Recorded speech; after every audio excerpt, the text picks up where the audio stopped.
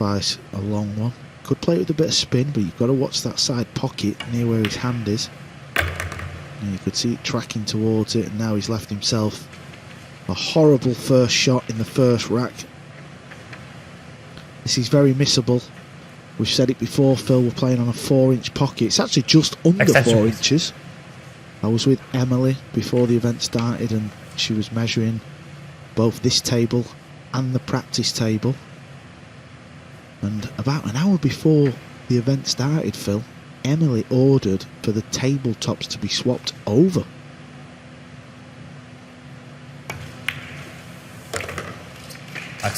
Well, no matter the dimensions, that was an impressive start from Maximilian Lechner. OK, he was fortunate to get the chance in the first place, escaping the snooker and fluking, but the way he took them, I think that's an encouraging sign, don't you?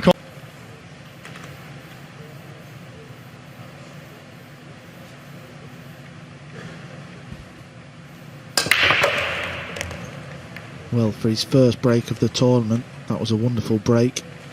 He chose to break off his hand. His hand was on the bed of the table. And he controlled the cue ball well, it has to be said.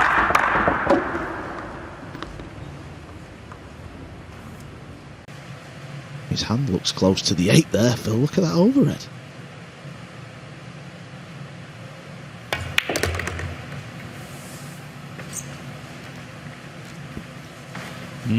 Not the best. Forget the roadmap.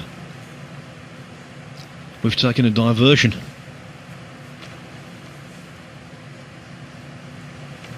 Yeah, he took a little bit of a risk there. He knew he couldn't over it or under it the positional shot. Now he's got a very thin snip down this rail. Now it will slide in a little bit. So he's got it this clean.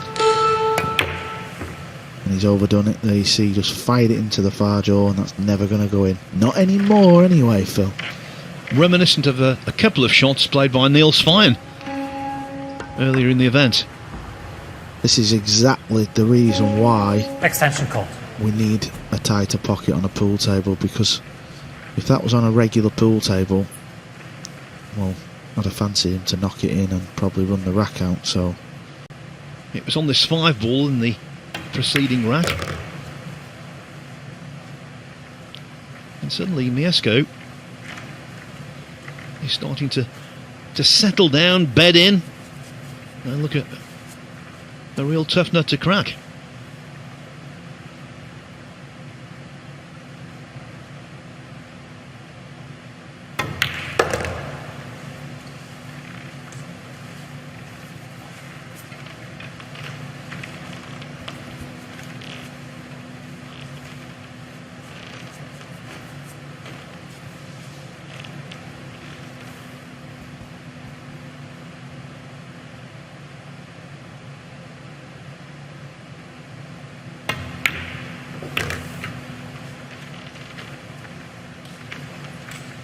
Cue ball's landed a little bit too near the rail, so it always puts a little bit more pressure on the pot.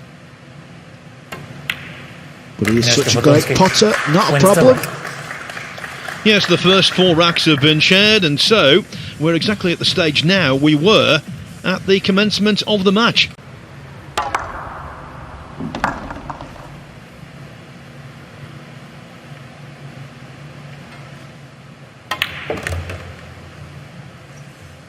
Speed looks perfect.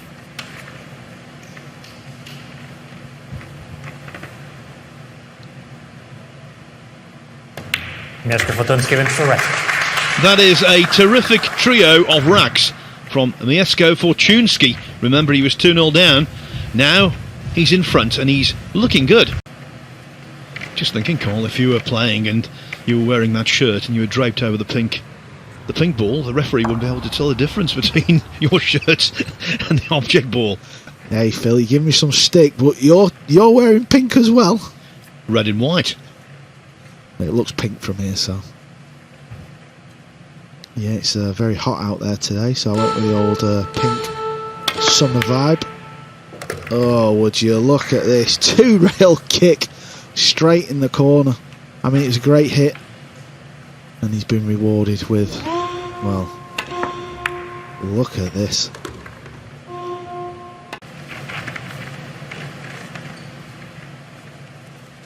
I think it does sort out the best, and of course that's what a Masters tournament is designed to do.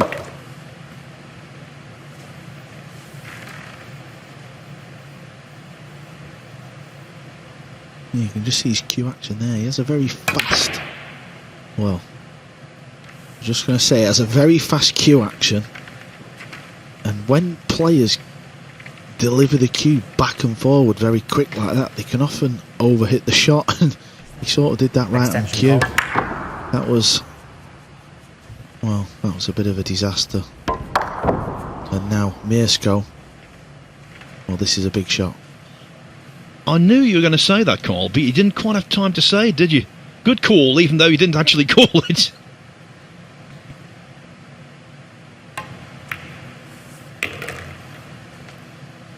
Mirsko's very good at that type of shot, that slow drag with spin to get the cue ball flying around the table, nice and easy.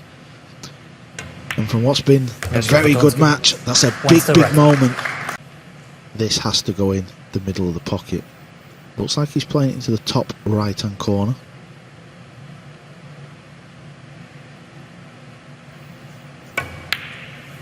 Oh, that was a nice pot.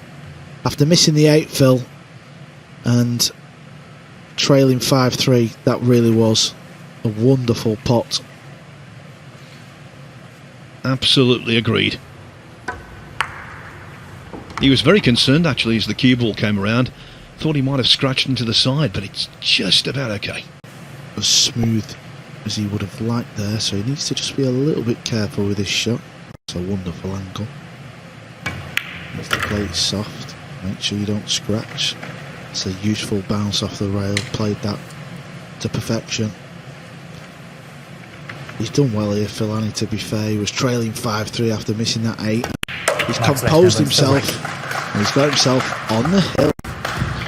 Yes, after a rack like that where he played a really good safety and then reaped the rewards. Give him his full name, Maximilian Lechner, leads by 6 racks to 5, and he breaks off and he's on the hill. This is the key shot coming up.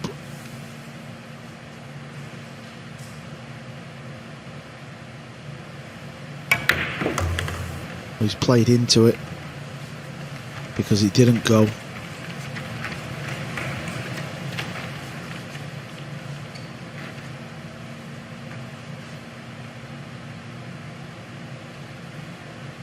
And now for Fortuński.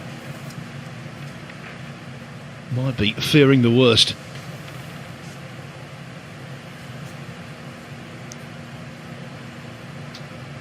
Yeah, he's playing it across corner. It's a bit of a blind pocket shot, and it's there. He's got a nice angle on this 6 now. Worst case scenario is if he lands short on the 8 ball, so that's on the left side. He needs to be over on the right side of it. That would make position from the 8 to the 9 real easy. Oh, this looks good. This looks good. Well, it's a little straight, so he's not going to get real close to the 9. And after missing the previous 8 ball in the 8th rack, he's not going to be trying to pinch any pockets, that's for sure.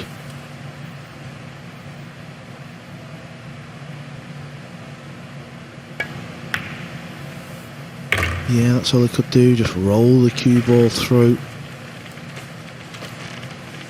and leave this 9 down the rail.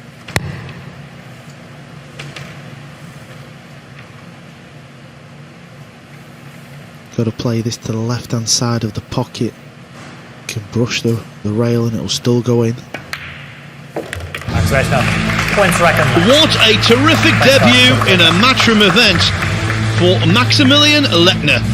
He was 2-0 ahead, he was 5-3 down after missing the 8 ball, but he then pulled himself together and won the last 4 racks.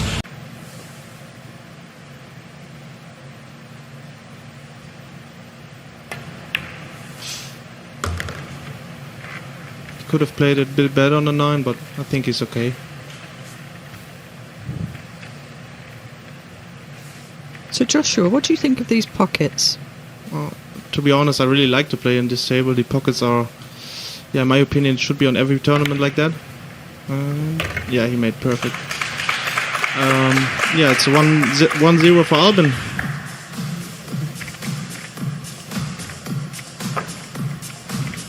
Yeah, there we see the 9 again from that angle. Always try and play it into the rail. It's going to slash. I mean, would you be taking the combo on here, Joshua, or is that too dangerous, or is there a cross bank? What type of thing would you be looking for here? Well, I would rather play the cross bank, but just playing actually the safety that the 6 ball come across to the side rail and then to the short rail, and the cue ball up table again.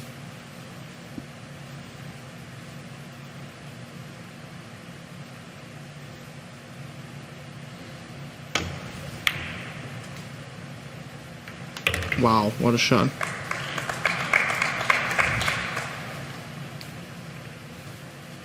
But this one is a real test as well, so he has to hit the 7 ball really hard to come back to the 8 ball. And on these pockets, it's not really easy.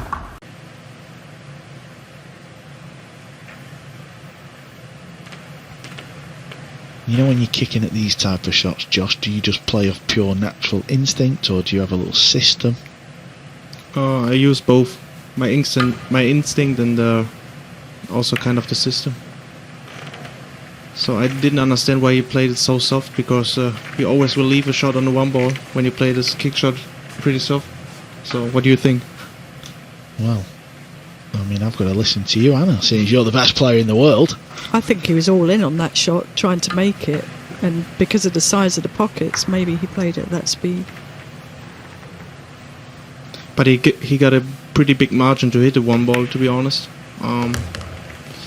So I would have played it quite harder, just make the 2 ball and come back to the 3. Yeah, wow.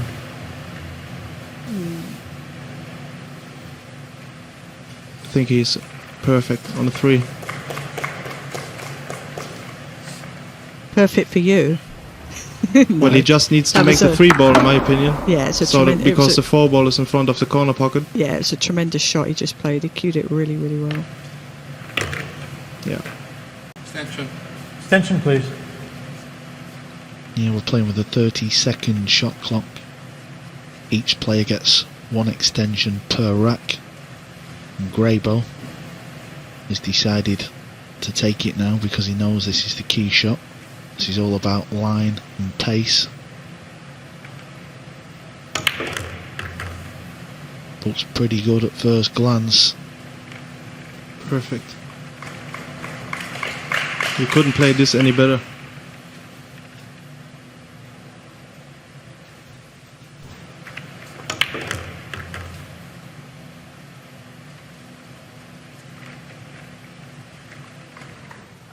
Yeah, and safety battles are tough when your extension is gone already, so you need to be quick. Cue And the ball's cue going ball. close. Yep, Foul. scratch.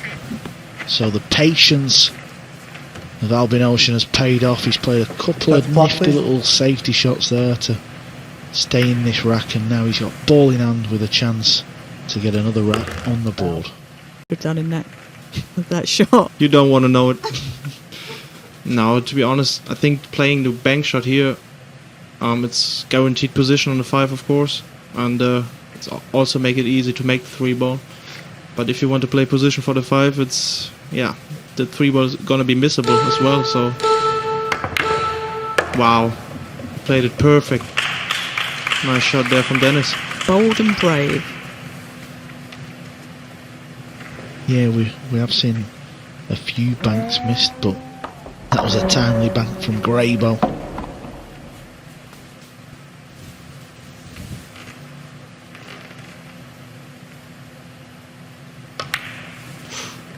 Well, there was a big movement from Dennis there.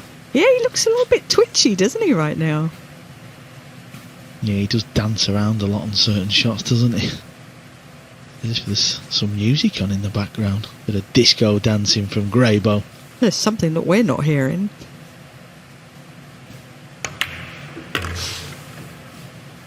He cheated a pocket there. But he landed perfect on the 9. So, the big chance for the 5-2 lead. Just 2 rigs away for the win.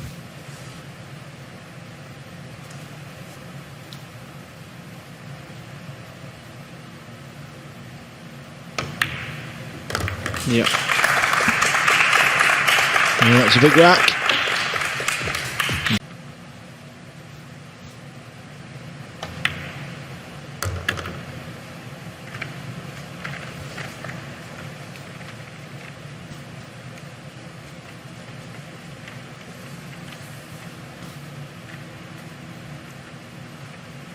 But there's maybe something what you don't know.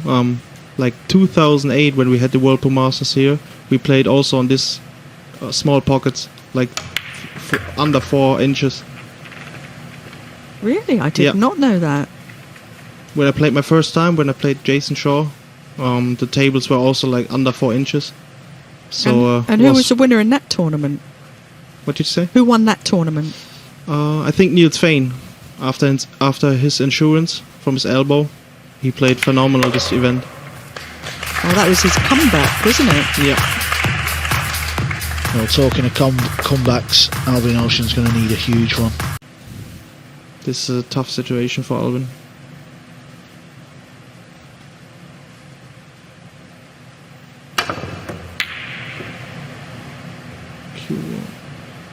Wow. Was the 5 ball Does it end going up to safe? finish? Wow. Look at this. Oh, wow. That is incredible. Look at that, where they finish. You could play that 100 times and it would never come out like that once. And if that hadn't rolled in front, he'd have found himself in really big trouble behind the 8 ball.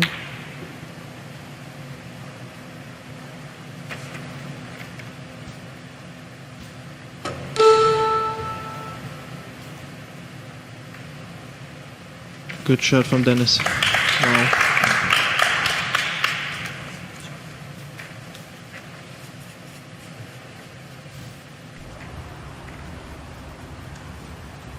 Yeah, what I really like in this match about Dennis, he's not taking any risk when he plays a save.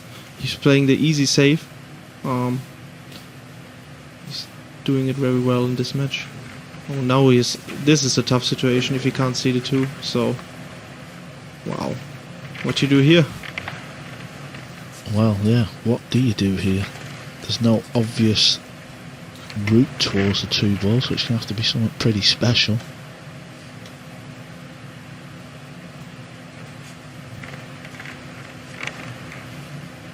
Just playing a deliberate foul, of course you can do that. He's trying to put the 6 on top of the pink 4 ball.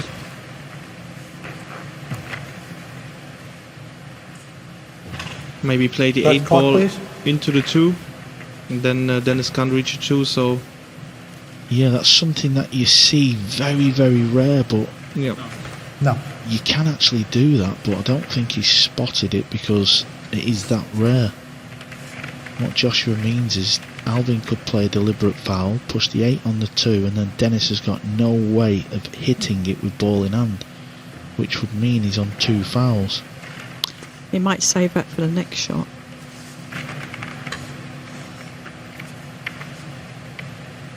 Who's further? This is an interesting little situation we've got occurring here.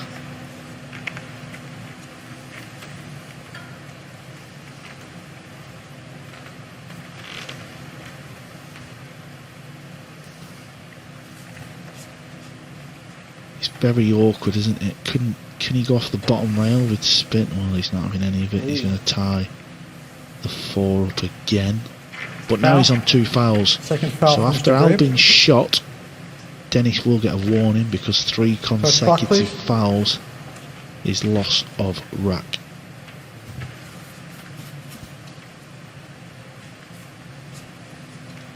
Now Albin needs to get this cue ball right touching this 5 ball.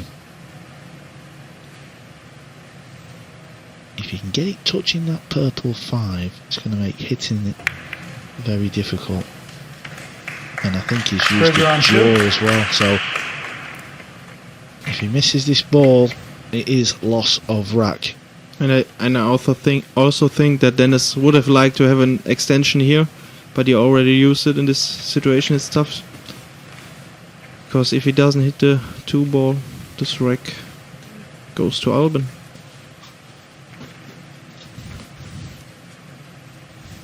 Yeah, but over 2. No.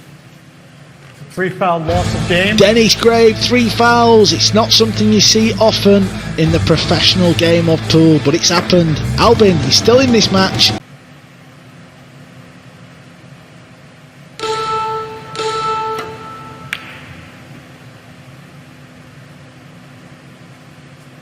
Wow, nice shot. Beautifully played, and not only that, he has the opportunity now to break out that pink 4 ball.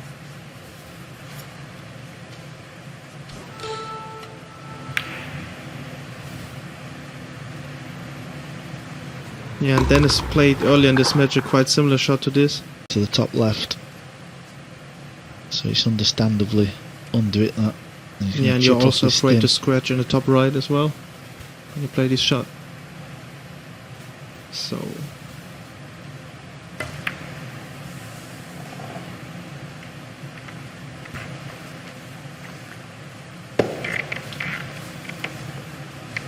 yeah, he left a thin cut shot on the 5 ball now. This could be the chance for Dennis, if he makes it.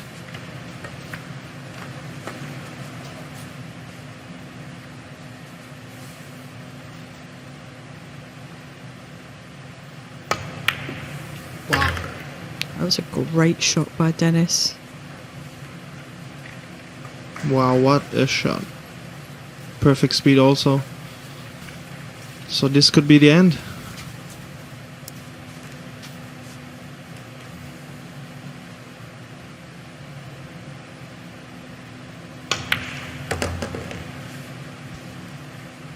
Well, he's done well here as Dennis, because he was second favourite on paper in this match, but he's played a solid match.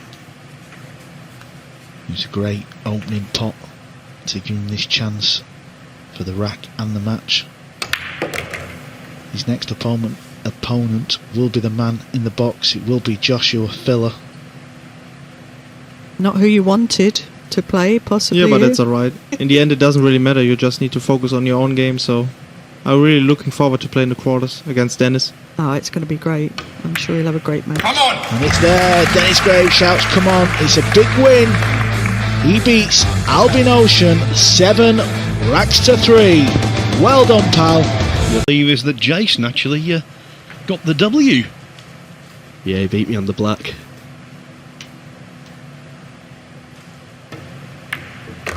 For those of you who don't know, Jason's actually a very talented snooker player as well.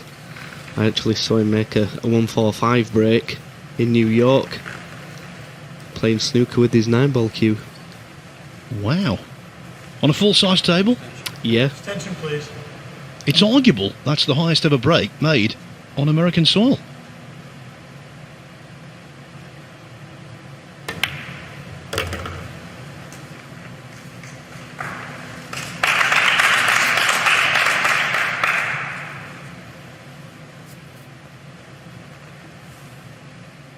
Well, he certainly doesn't miss much, that's for sure. Yeah, supremely talented player and ultra confident. Doesn't miss much, but this is a little tester for him, first frame.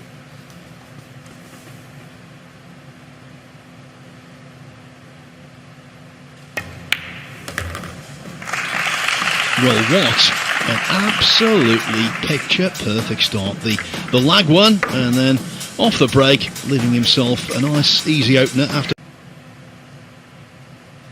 If you do watch Jason play, you can clearly see that he's so laid back. Looks like he doesn't care.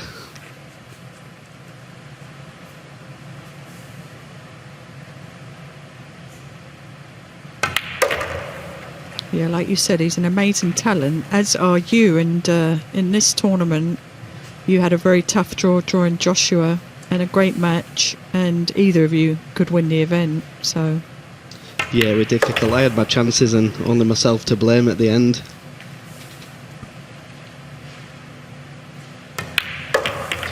Well, this is just terrific stuff from Jason Shaw. Pool is a very tough game, but he's making it look easy right now, and he leads very quickly. Jason Shaw right now, 2 racks, and no one on the planet could have played them any better.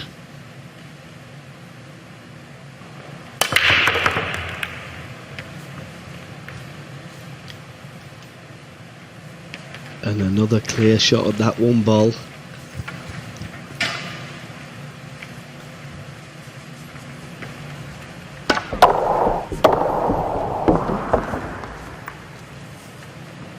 It looks like we're having a little masterclass here in breaking. Well, if he keeps breaking the way he's breaking and landing on that one ball, Niels Feijen won't get a shot. It looks like he's going to kick this rail first, touch a right and spin. Be looking to pot the one ball in the corner.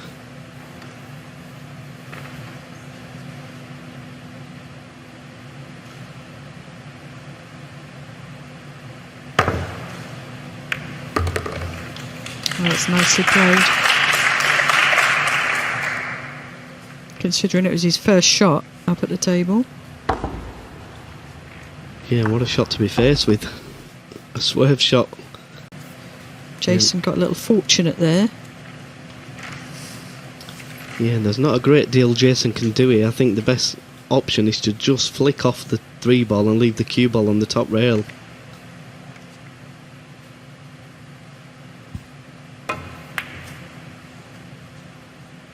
Well, he could see more of the 3 ball than I thought, and what a shot he's played there. Yeah, I thought the cut that was available to Jason was a lot thinner than he actually pulled off. He's turned the tables there. Yeah, that was a brilliant shot there, Phil. It was a real tough situation he was faced with, and couldn't ask for a better outcome.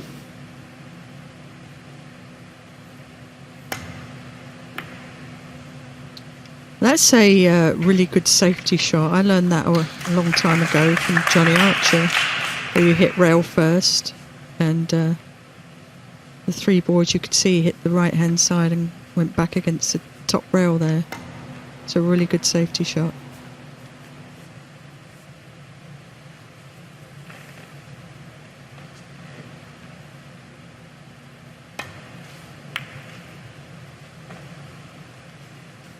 Yeah, I wasn't sure he could play that shot. He couldn't really get the distance from the 3 and the 1, the cue ball should I say, but he's left Niels a straight in 3 ball here, and nothing's...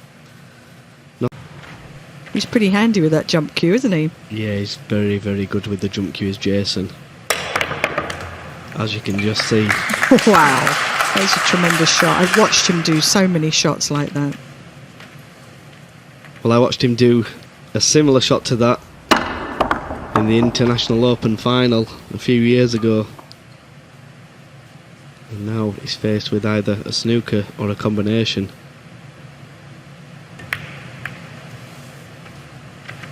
That's a clever shot there from Jason. Got the cue ball tight to the 5, stopping Niels from going off the top rail or the bottom rail. Can't really go off the side rail. This is a real tough shot that Niels is faced with here. Yeah, it's perfect pace, but not an easy shot to execute, to get that little bit of roll on the cue ball, a couple of rotations. This is horrible.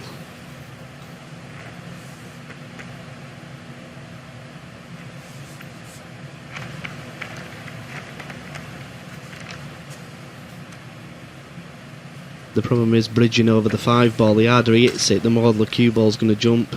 If he does hit the top side of the 3, he could pot the 4.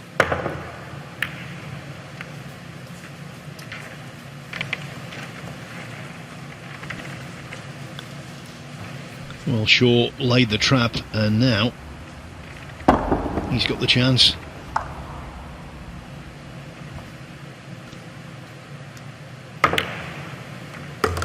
This is a little bit more trickier than he wanted.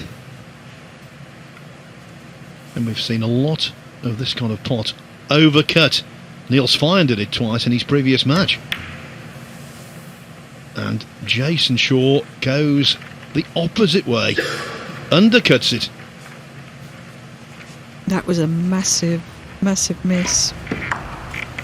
Surprising as well from the eagle eye. If he can, he'll be going for it.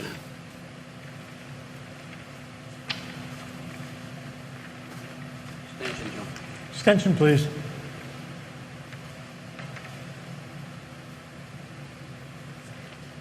No, I don't think he can make this one.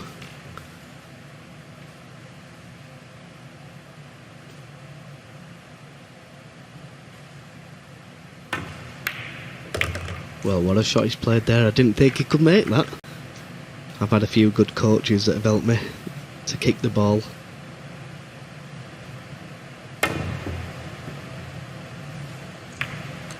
Foul. Legal contact. Well, that was a kick in the teeth, because look at the balls here now.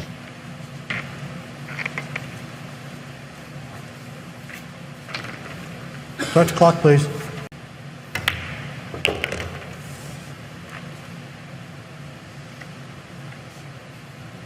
It should be plain sailing from here. Just got to get the right angle on the 6 ball from the 5.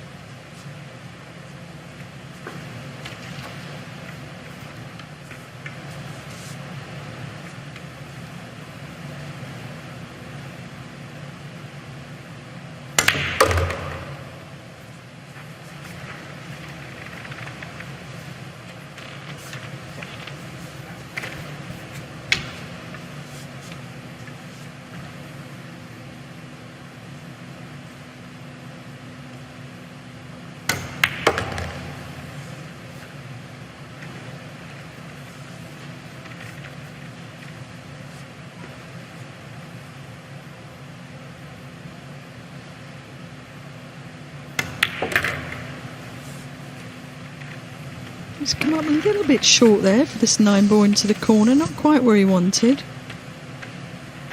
A little tester here. Yeah, it's a lot tougher than it should have been.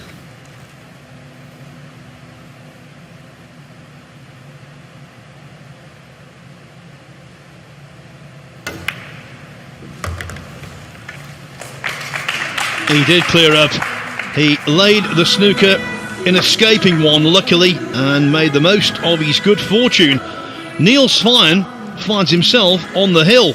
He was 3-0 down, but he's won 6 of the last 7 racks. To come twice across with a cue ball, which makes the cut a lot more difficult.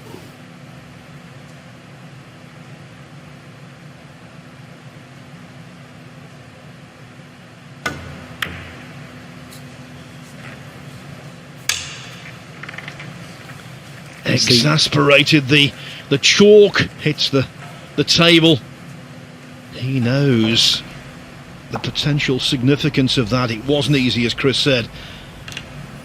It's going all the way, Phil. I was just being non-committal until the 6 went in. Now I absolutely agree. Just what you want from 2 of the powerhouses in the game.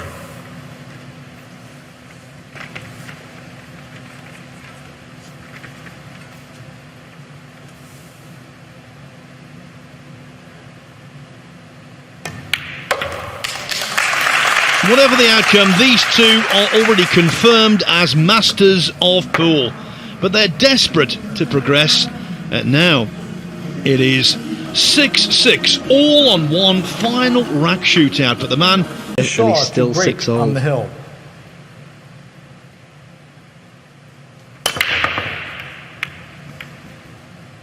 Oh, and the wing ball's not gone in.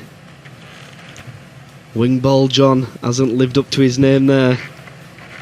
Wow. That has rarely happened this week, and Niels probably cannot believe he's back at the table. It certainly thought about going in, that 2 ball. It's amazing when you get to Hill. Amazing.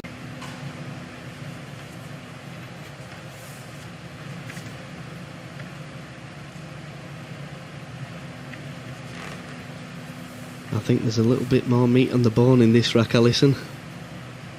This is the shot right here.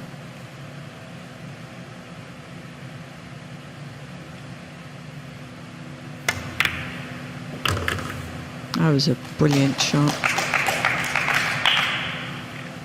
We simply couldn't have played that much better. That was an excellent shot there from Niels, especially under the circumstances.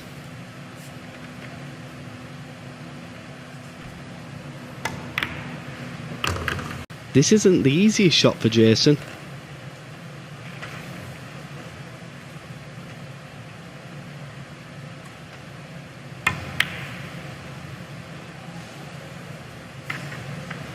Oh my word. Look at that. Can you believe that? Yeah, he's caught it thick, and on any other given table, any other day, that was in.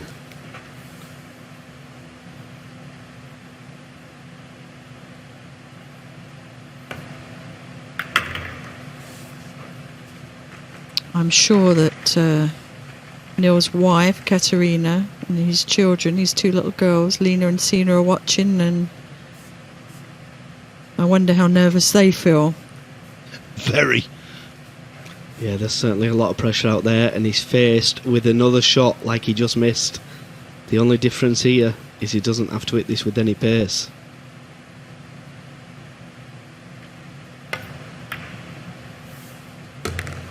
Wow, great shot. What an end to this match.